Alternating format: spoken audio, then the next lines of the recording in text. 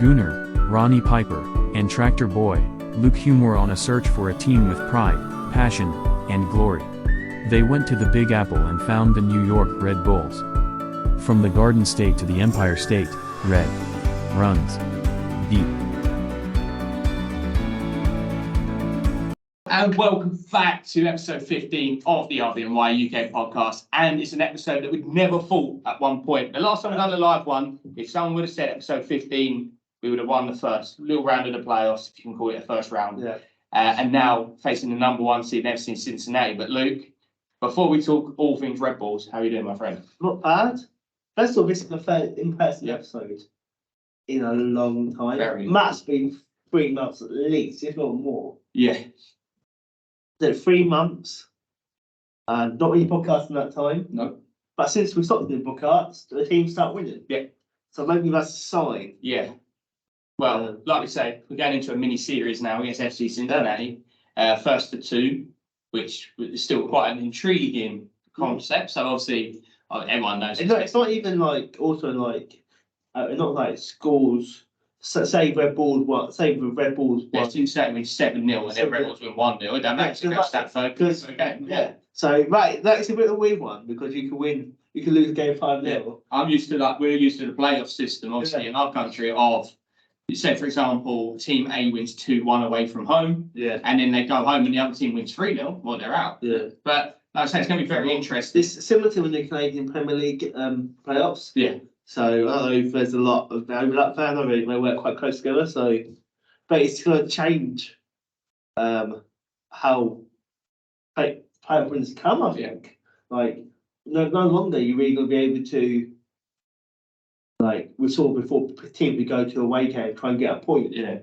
They can't try and get 0-0 and get home. It's not going to work anymore because if we get a draw and the other team wins 2-0, 2 games at home, you're out. Yeah. So, it's going to be two. The first game of Cincinnati. Yeah. Then a return trip to New York. Yeah. And then another trip to Cincinnati. So it's 3 games. But I just can't believe we're here, to be honest. No, I can't believe we're making this episode. Yeah. So obviously, before we talk a bit about FC Cincinnati, obviously we did face them recently, but it's obviously going to be a very much a different game. But if we look back to not even just last night, obviously the Nashville game, which was a massive game, had me on the edge of my seat. I come 85th minute, I kind of resided myself. I was like, it was a really good turnaround in the season. This is when the streak's over. It's like fair play to them. They've tried their best. Nashville's a highway, and then the referee points to the penalty spot in the 92nd and a half minute, and up steps. I think now he's got to be in my top 3 players all time. I honestly adore the man. I think also like college like in my pressure you might have been under like. That was score or die. Yeah. Score with die or don't and score. Also could have been his last ever touching the ball for the Rebels. Yeah. And we scored. We got through. I woke up my house at 2 a.m. or whatever it was. I saw a video on Twitter of I can't remember what they're called now. Montreal Impact, whatever they're called nowadays. They were really gutted. I've come to this well, that's not fair. Of course it's fair. Red Bull knew you win in advance. That's the rule of the game. Yeah. Like that's how the game is so beautiful. Like a last minute winner. Yeah. And to be honest, I had a bad feeling against Nashville. I hope it's still a podcast. I had a feeling that old friends could be popping up. My worst nightmare didn't come true because Nashville was actually suspended. Yeah. So, question is now: is it his last season? Like I said, there's murmurings going around. Obviously now, especially in delving into the TV world, no doubt if he wants to hang up his boots out, we're going to come call him straight away. It's made for him. Yeah, that sort of tree is made for him. And obviously this year, he's still played a lot of games this year, so I can easily see him playing another year. But we might see how much the Apple payment is. Well, I won't mind. They can make a little space next to Bradley and Sasha if they wanted to, and Yeah. just bring all the band back together. Piss off some more anyway. Yeah, that would be fantastic. Get the whole band back together again. But Yeah. like I'm saying, it's fantastic. Obviously, there was another 2 former Red Bulls players in that game as well. Alex Will, Sean Davis. Both. I thought both. I had the whole feeling both of them were going to score. Yeah, like I say, Sean Davis did his best attempts and made us not win, but at the end of the day, Did they play for us anymore? yeah. So Plus more.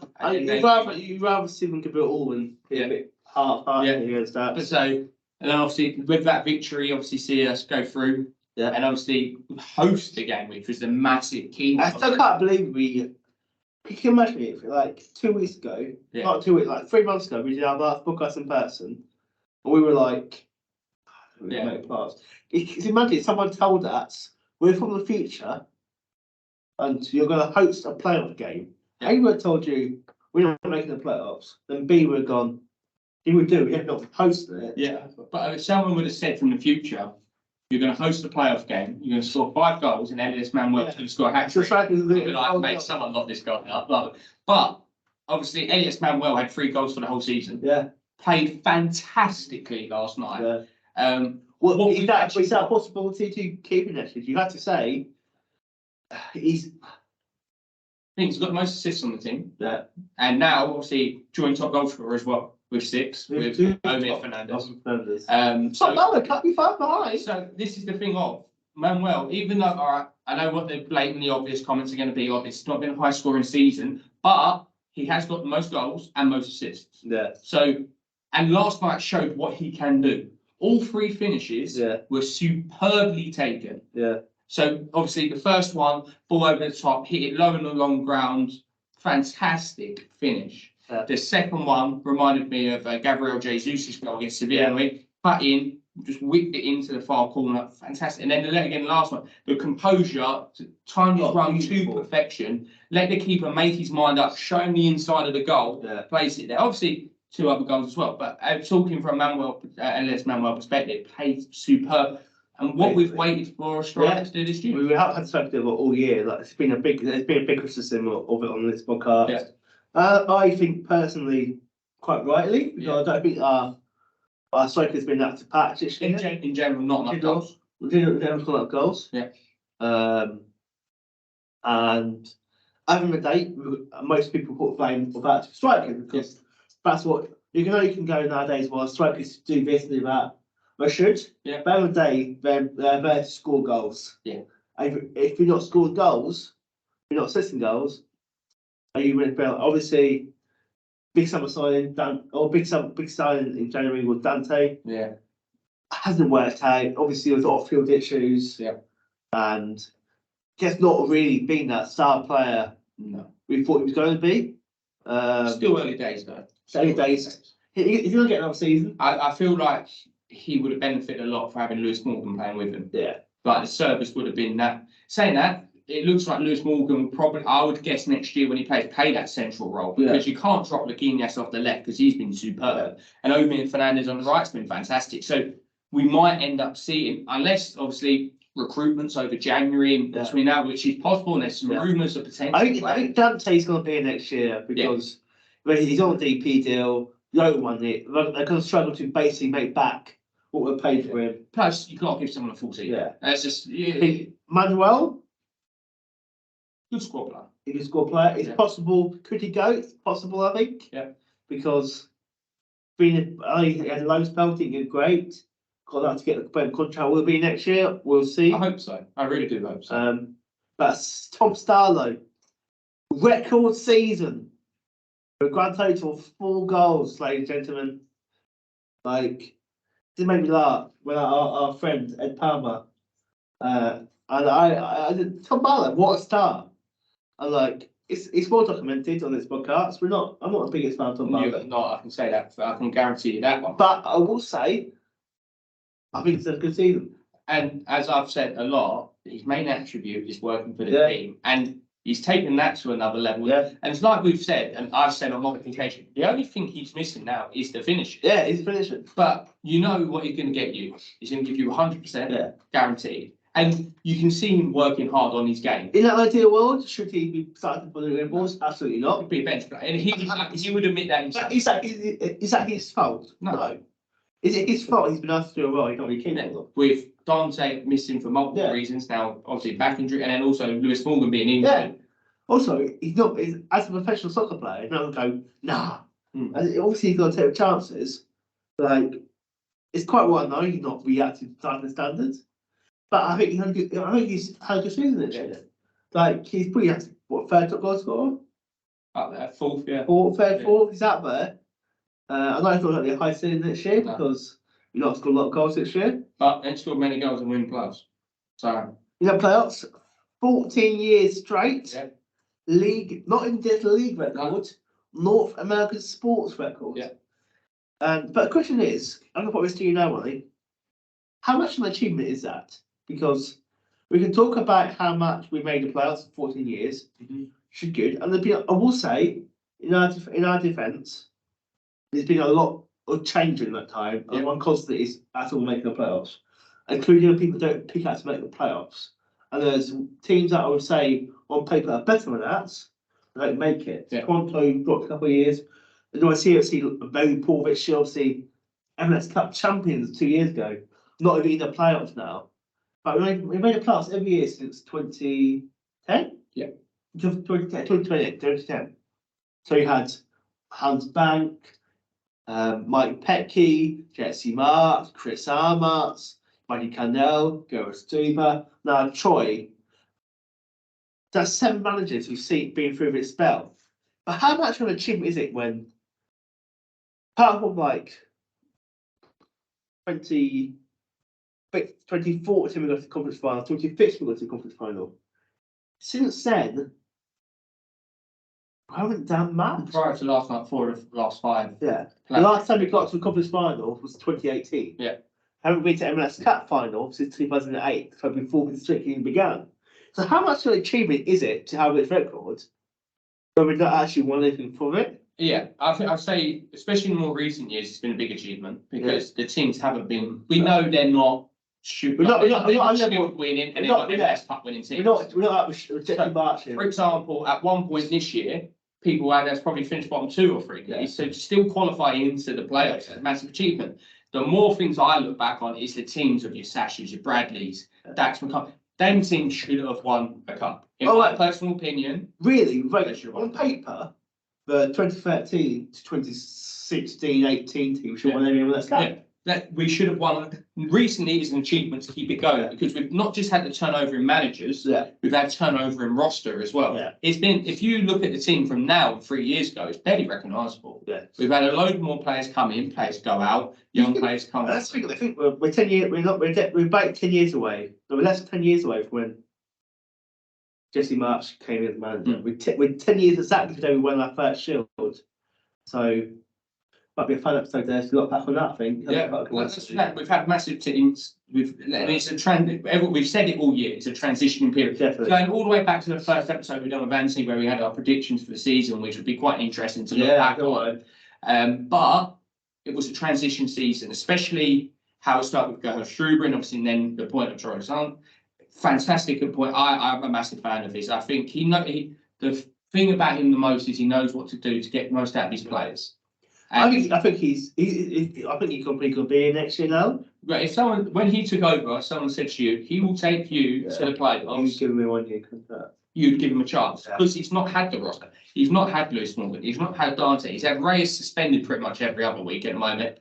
Love Reyes to pieces. A fantastic player. Obviously now you've got the grey area over John Tolkien. Looks like he's going to be heading to Europe.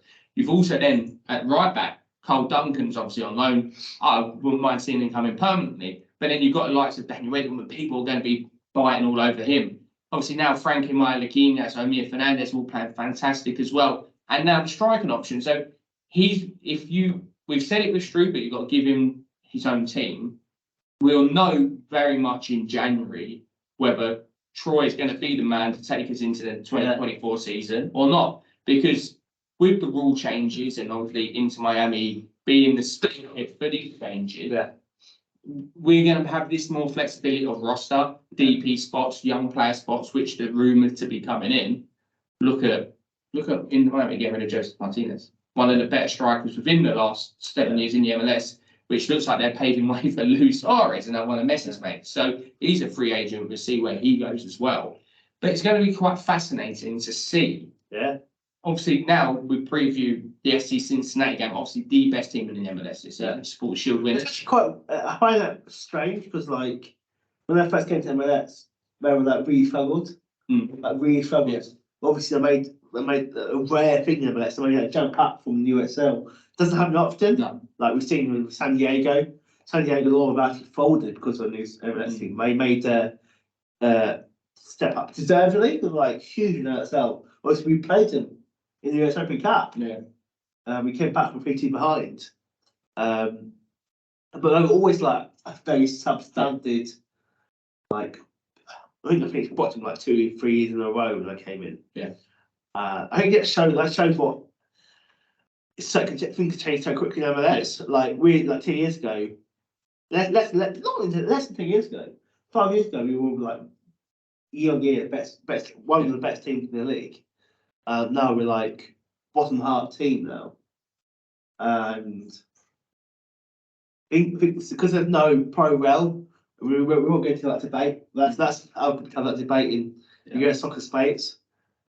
Things will change so quickly because you rebuild, and you rebuild, and that's going to be a fascinating thing. Like I think, like you mentioned, the changes on the way. It's pretty obvious. Like there's no way Miami are getting all its stats, not having stats in return.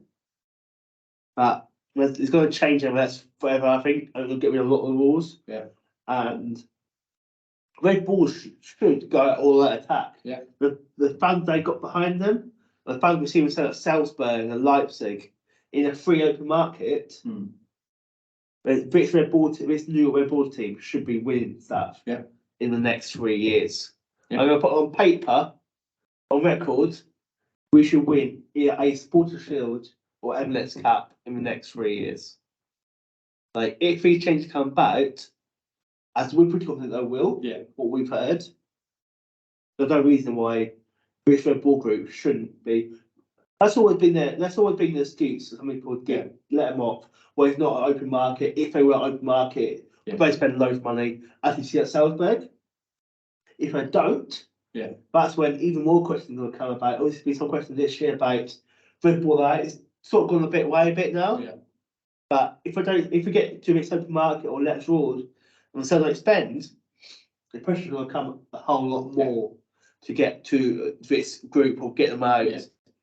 And personally, if I don't spend on the free market, do I want to see this team win?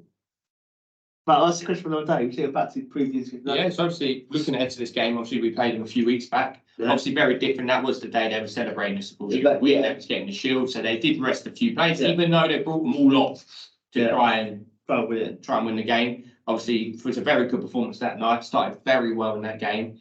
And obviously, we all know Elias Manuel is very good against teams to start with the letter C. So hopefully that can be used. And then hopefully, if we can play Chicago and then everyone else en route, would be lovely. But like I say, it's going to be a very cagey affair. Obviously, we're guaranteed to come back to Red Bull Arena anyway. Yeah. So if you're a Gatton person, you're looking at this game thinking, especially the road game, it's going to be very hard to get anything. Especially, it needs to be a result on the night. So I feel like anything this season just a bonus now. Yeah. If we get now, I'm not how I look at Red Bulls in the years, but any progress in the playoffs now, we should see as a bonus. Yeah. And I understand that's quite a pessimistic way of looking at it, but in all seriousness, how many of us thought we'd make playoffs? After going playoffs, how many people thought we'd get past Charlotte? Yeah. So anything's a bonus. And we've had this discussion before, and we had it in person on this podcast. There's no competition like MLS Cup that loves Cinderella story. Yeah. We've seen it before, 2008, where Bulls went to West and won in one of the worst seasons ever. Didn't even make it through the East. Like, how often have Red Bulls in the top seed and get knocked out by the lower seeds? Yep. A lot. I must say, so there's no reason why Red Bull can't cause an upset. Yep. I'm not saying it could be walking apart, it could be very difficult 3 matches. But like there's upsets every year in MLS Cup, and Red Bulls are players up for it. They want to be part of history. They want to be the team that can finally go. We won MLS Cup. Yeah, I think it's perfect. But and even in commentary, they said exactly the same thing. Was in the MLS Cup. Who knows? MLS Cup is essentially, I mean, it's in the best of the world. It's a crapshoot. Yeah, it's a crapshoot. Like you're playing, you're seeing decided on like a 6-week period. Yeah. Of like 12 games.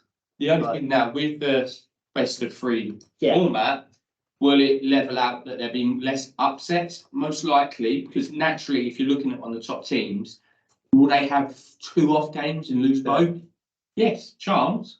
But if you're only playing the 1 game, Yeah. obviously there's a massive chance. Yeah, we went to 1 game. Oh. 11 players for That was crazy. That was such. We so many formats. So at one point it was like best of. It was like 3-legged tie. Then it was like 2-legged tie. Then it went to 1. I quite like this setup. No, I like home and away, and then obviously then the highest seed gets that home field advantage in that 3rd game. Yeah. So obviously we look forward to the game, which pretty much is going to be a very similar starting 11 to what started the last game. You can't really drop anyone, in my personal opinion.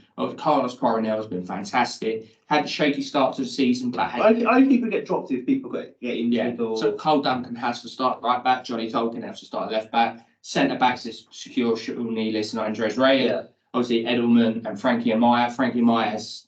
I guess his former employees. Yeah, and he plays so well against them in the league. Then obviously we're looking at O'Meara off the right. Obviously the one and only Laquinhas off the left, and I would have to. It's got to be Manuel, and it's got to be Tommy Barlow as well. So that's the 11 I expect. Obviously, there's stuff to change off the bench. It was good to see Sergeant Goma get back in the squad the last couple of games. Fantastic young player. Yeah. Sadly lost his whole year to an injury, but really hope to see him like Lewis Morgan come back stronger next year. And that'd be another weapon in the arsenal, so to speak. I think losing like Lewis Morgan's been a massive. To lose your top goal scorer. Yeah. Obviously, Talkley will be here next year. They kept him. Yeah. And obviously, he's never really been fit. I know he's played a couple of colour, but he's never really been fit, I don't think. So, like I say, it's going to be an interesting game. Obviously, they're going to have their full strength team. I know we do talk about prediction. It's going to be a very hard one to predict. Yeah. I think most people, even the most optimistic Red Bull fans, especially we've had this game midweek. Yeah. They've had the week off.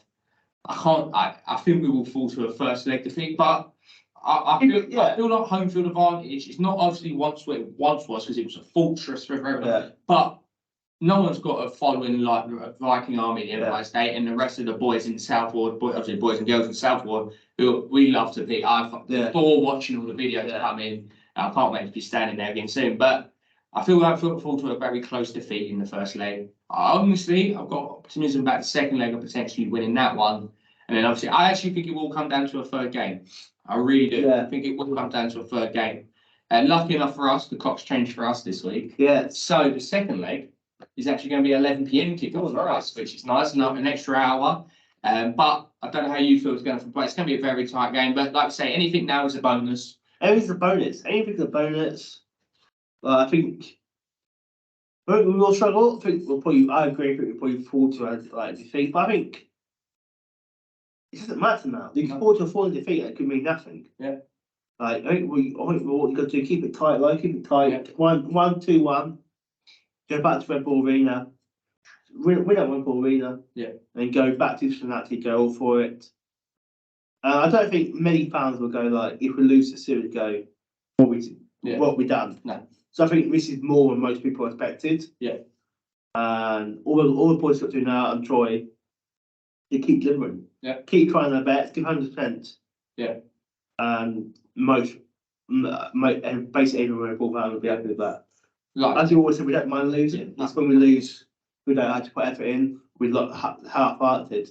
And there's been playoff games like that before where you kind of feel like they just didn't really care or thought it'd turn up and win. Yeah. But they give it all your, good for your, and then Like I say, I've had to renew. I did rolling monthly contract on Apple TV, so I didn't mind them taking the extra 15 quid out because I paid for a year. Yeah, I should have done that, but it's probably worked out similar now. But I was thinking, I'm gonna have to cancel this, and now I'm like, keep it going. So hopefully there's another couple of payments coming out. So who knows? Like I say, it's going to be a fantastic game. Obviously, we'll be following live and along in the lovely rainy country of England at the moment. Our Southwold equivalent of my front room, which does wake up. Well, actually, we could call this is actually us. We have to call this our Southwold. Yeah, I'll have to get a few flags over from. And I'm going to purchase. I think I'll get a Viking Army Empire State one, a few Red Bull flags and everything like that. But like I say, thank you everyone for joining along. Obviously, podcasts will come more regularly next season. That's a new job. A bit busy time for your work as well. So we're getting a schedule sorted out already for next year. Will the Harrison Metro coming soon? Yeah, Harrison Metro coming soon. Obviously, episode like issue 2. Issue 2. Yeah. So obviously, but it's going to be a bit of a bite-sized one because obviously it's so hard at the moment to turn around and playing every few days at the moment. So there will be a bite-sized one coming of that. So do stick out for that. And then, but we are planning a bumper whenever it is. End of season 1, where we'll be looking back over the whole season. It's difficult because we had 2 people. Yeah. Like we've got a few people to do that, focus on write stuff for us. Yeah. But creatively we do everything. Yeah. And like obviously it's not our full-time job. No. It's just like we do on the side, and we have other passions as well. Yeah. So we do that as well, and then we do the podcast. I know the podcast not being everything we liked. I got to 15 episodes this year, but it may probably get to 17 now, probably, because maybe probably no one before we did no 2 before each shut out the game, and so we'll probably get 18, might get 20, who knows? Yeah. But next year, like full. Yeah, like I say, we're bringing you the best of content as we always do. Obviously, we still follow along. We're on Twitter every game. Yeah. Normally it's me up every game. I've only missed one this season, which I'm missed quite a few bits. I'm very happy with one, and that was only because I was going up to Newcastle on a Sunday at 5 AM and the game was on the West Coast, and I think it kicked off at 3 AM. So, but like I say, thank you. Obviously, join us along for episode 15 of the RBNY UK podcast. Obviously, now we're looking forward to the big game in Cincy. It's going to be a big one. We're looking forward to it. I'm trying not to think about it until right before kickoff because I love the playoffs. But like I say, thank you everyone for joining along. Hope everyone out there in the lovely country of America and the states of New Jersey or wherever you're listening to this, we hope you're doing well, staying safe. And obviously, looking forward to the big game this weekend. But most importantly, for me and Luke, come on, Red Bulls.